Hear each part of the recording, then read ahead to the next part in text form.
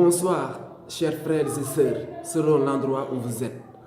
Aujourd'hui, nous allons apporter quelques éclaircissements concernant le nom de ma chaîne, Mhemnet Djer. Mhemnet Djer, il faut le savoir, est une expression d'origine ancien égyptien qui signifie littéralement serviteur de Dieu. Cette expression était associée en Égypte pharaonique aux prêtres. Et il se trouve que le plus grand prêtre en Égypte pharaonique était Pharaon. Donc Pharaon était le premier Mhemnet Djer, le premier serviteur de Dieu, étant donné qu'il est l'intercesseur entre les divinités et le peuple. Pharaon avait l'obligation de conduire le peuple sur le chemin de la Maat, qui signifie égalité, équité, justice, est incarné par une déesse. Le contraire de la Maat est Isfet. Pharaon déléguait également son rôle aux autres prêtres dans les 42 noms que composait l'Égypte, puisque Pharaon ne pouvait pas être dans tous les 42 noms de l'Égypte pour diriger des liturgies. Ce sujet nous servira de prétexte pour parler de la pratique de l'esclavage en Égypte pharaonique. Il faut savoir que le mot esclave en tant que tel, c'est-à-dire un individu qui n'a aucun droit, à qui quelqu'un a un droit de vie et de mort, et qu'il peut vendre à tout moment, n'existe pas dans le vocabulaire des anciens Égyptiens. En revanche, ce qui existe dans le vocabulaire des anciens Égyptiens, c'est le terme hem. Hem qui signifie serviteur, et bak qui signifie prisonnier de guerre. Or, nous savons que serviteur ne signifie pas esclave. D'ailleurs, le mot ministre vient du latin ministère qui signifie serviteur. Or, nous savons que nos ministres ne sont pas des esclaves. Donc, serviteur ne signifie pas forcément esclave. Et l'autre mot, c'est bak ou baku au pluriel. Baku, ce sont les prisonniers de guerre. Là aussi, il faut savoir que en Égypte pharaonique, les captifs avaient des droits, avaient droit au mariage, avaient des droits de propriété, de mobilité et d'état civil. Donc, ils n'étaient pas des esclaves en tant que tels. Ils avaient des droits, ce qui rejette catégoriquement l'idée d'esclavage. En tout cas, l'idée d'existence, de pratique d'esclavage n'est pas applicable ici, chez les Bakou notamment. D'aucuns ont l'habitude de dire que les pyramides égyptiennes ont été construites par des esclaves. Or, des fouilles archéologiques au niveau des cimetières du plateau de Gizeh ont démontré nettement que les ouvriers étaient respectés et dignes et traités avec dignité. En tout cas, il n'y a aucune preuve scientifique, archéologique, tangible qui prouve la pratique, l'existence de l'esclavage en Égypte pharaonique. Il est utile de signaler que le travail forcé était la peine infligée aux coupables de crimes, notamment crimes de droit commun en Égypte pharaonique comme en Afrique impériale. Par exemple, si quelqu'un commettait un crime, il était condamné au travail forcé. Et ce travail forcé pourrait même être appliqué à ses descendants, afin que ce préjudice soit totalement et définitivement réparé. Mais ceci n'a rien à voir avec l'esclavage.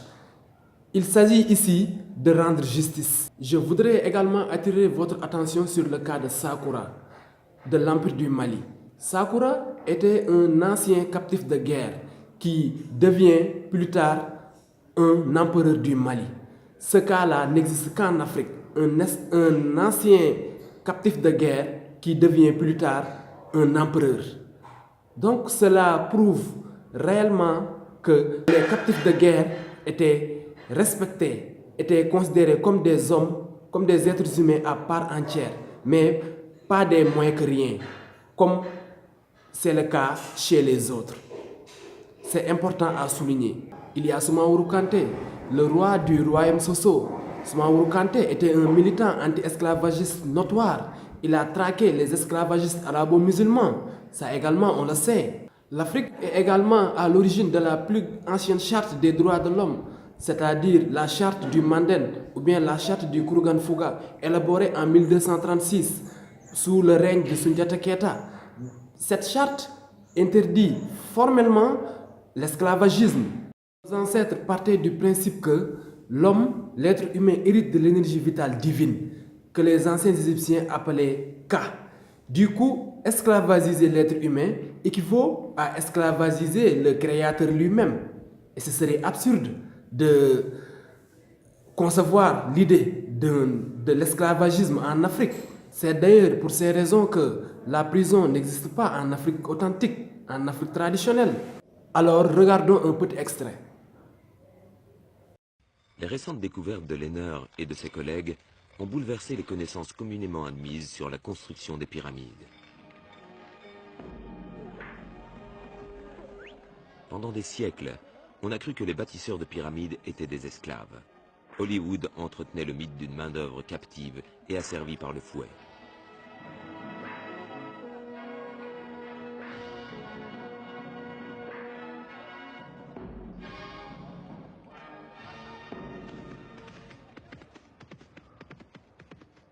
Mais un jour de 1990, une découverte remarquable brisa le mythe à jamais. C'est un touriste à cheval qui ouvrit une ère nouvelle dans l'étude des Égyptiens de l'Antiquité. Un sabot passa à travers le toit voûté d'une tombe scellée au temps des pharaons. Toutefois, l'homme inhumé ici n'était ni un roi, ni même un noble. Il était ouvrier.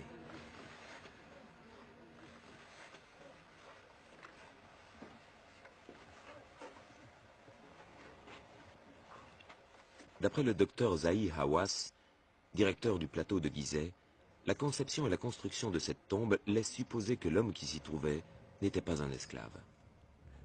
La taille de cette tombe, la forme unique de la voûte et aussi l'intérieur recouvert de plâtre me font penser qu'il s'agissait de l'homme chargé de toute l'administration des ouvriers.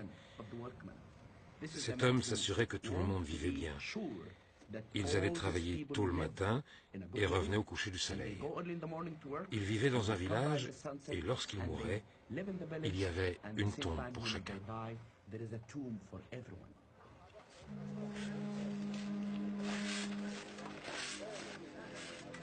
Dans les mois qui suivirent la découverte de la tombe en voûte, le docteur Hawass et son équipe excavèrent plus de 250 autres tombes au même endroit. Ils avaient découvert tout un cimetière pour ouvriers.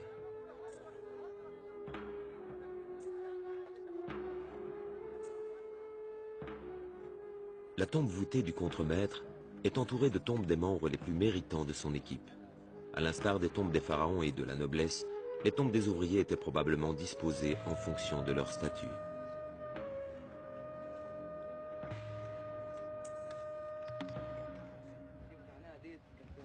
Le docteur Hawass découvrit que sur certaines tombes, il y avait des titres de métier en hiéroglyphes, une preuve de plus que les anciens bâtisseurs de Gizeh étaient des artisans très estimés. Ici, nous avons trouvé 3 fausses portes et chacune était surmontée d'une fresque.